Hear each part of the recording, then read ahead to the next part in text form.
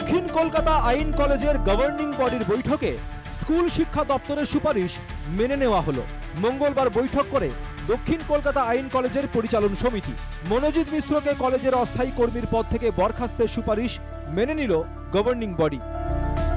পাশাপাশি সাউথ ক্যালকাটা ল কলেজের 2 পড়ুয়া প্রমিত জৈবকে বহিষ্কারের সুপারিশও মেনে নেওয়া হয়েছে। এছাড়াও একাধিক সিদ্ধান্ত গভর্নিং বডির। মনোজিৎ মিশ্রকে বরখাস্ত করা হয়েছে। মনোজিৎ মিশ্রকে বেতনে টাকা ফেরত দিতে হবে। যতদিন চাকরি করেছে বেতন ফেরত দিতে হবে। মনোজিৎ তথ্য গোপন করে চাকরির আবেদন করে। আগের মামলার কথা মনোজিৎ গভর্নিং বডিকে জানায়নি। কলেজের পড়ুয়া প্রমিত মুখোপাধ্যায়কে বহিষ্কার করা হয়েছে। কলেজের পড়ুয়া জৈব আহমেদকে বহিষ্কার করা হয়েছে। প্রমিত জৈব যাতে অন্য কলেজে ভর্তি হতে না পারে সেই ব্যবস্থা করা হবে। সকাল 7টা থেকে দুপুর 2টো পর্যন্ত কলেজ খোলা থাকবে। দুপুর 2টোর পর কলেজে কেউ থাকতে পারবে না। ছাত্রছাত্রী বা অধ্যাপক স্টাফ কেউ কলেজে থাকতে পারবে না। ল কলেজের জিবি বৈঠকে বর্তমান নিরাপত্তা সংস্থার সঙ্গে চুক্তি বাতিল করা হয়েছে।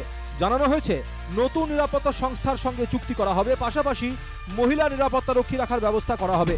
দক্ষিণ কলকাতা আইন কলেজের পরিচালন সমিতির প্রেসিডেন্ট তথা বজবজের তৃণমূল বিধায়ক অশোক দেব আরও জানান, নির্যাতিতার চিকিৎসায় সাহায্য করবে কলেজ এবং কলেজের সাথে কোনো সম্পর্ক থাকবে না। যে তিনজনকে বহিষ্কার করা হলো। ঠিক হচ্ছে, চেষ্টা করছি যত তাড়াতাড়ি সম্ভব আমরা কলেজে সুস্থ পরিবেশ ফিরিয়ে আনার জন্য। মনোজিৎকে চাকরি থেকে বরখাস্ত করে গভর্নিং বডির দাবি সে তথ্য লুকিয়ে চাকরির আবেদন করেছিল। দায় ঝাড়ার চেষ্টা করেছে কলেজ। প্রশ্ন উঠছে কারণ কলেজের টিচিং স্টাফ গভর্নিং বডির সদস্য হরিপদ বণিকের বিস্ফোরক দাবি শুভ্রাংশু শেখর চট্টোপাধ্যায় সব জানেন।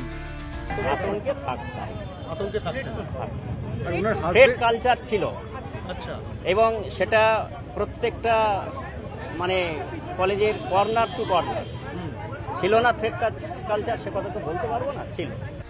দক্ষিণ কলকাতা আইন কলেজের পরিচালন সমিতিতে উচ্চশিক্ষা সংসদের মনোনীত প্রতিনিধি শুভ্রাংশু শেখর চট্টোপাধ্যায়। কি করে তিনি পরিচালন সমিতিতে যুক্ত হলেন তা নিয়ে প্রশ্ন তুলছেন খোদ কমিটির সদস্যরাই। অভিযোগ উঠছে তার সঙ্গে মনোজিতের ঘনিষ্ঠতা নিয়েও। তবে এ বিষয়ে মুখ খোলেননি শুভ্রাংশু শেখর চট্টোপাধ্যায় ও নয়না চট্টোপাধ্যায়। কারোর ক্যারেক্টার সম্পর্কে জানা, কলেজ থেকে রাস্টিকেট করা হলো, তারপরেও তাকে আবার রেকমেন্ডেশন কিভাবে দেওয়া হলো?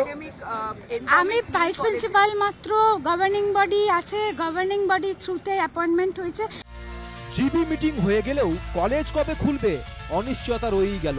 দোষীর দৃষ্টান্তমূলক শাস্তি দাবি এবং সমস্ত কলেজগুলিতে নিরাপত্তা এবং থ্রেড কালচার থেকে অব্যাহতি চাইছেন ছাত্রছাত্রীরা।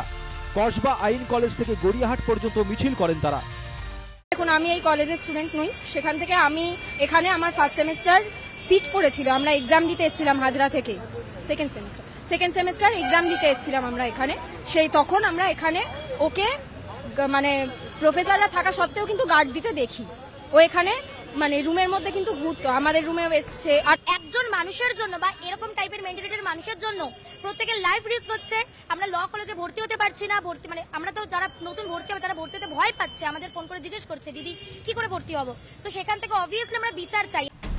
দক্ষিণ কলকাতা ল কলেজের গভর্নিং বডির সিদ্ধান্তের পর প্রশ্ন উঠছে, মনোজিতের বিরুদ্ধে এত অভিযোগ উঠলেও এতদিন কেন চুপ ছিল কলেজ কর্তৃপক্ষ? বিউ সরকার ও সুস্মিত মজুমদারের রিপোর্ট, NKTV বাংলা।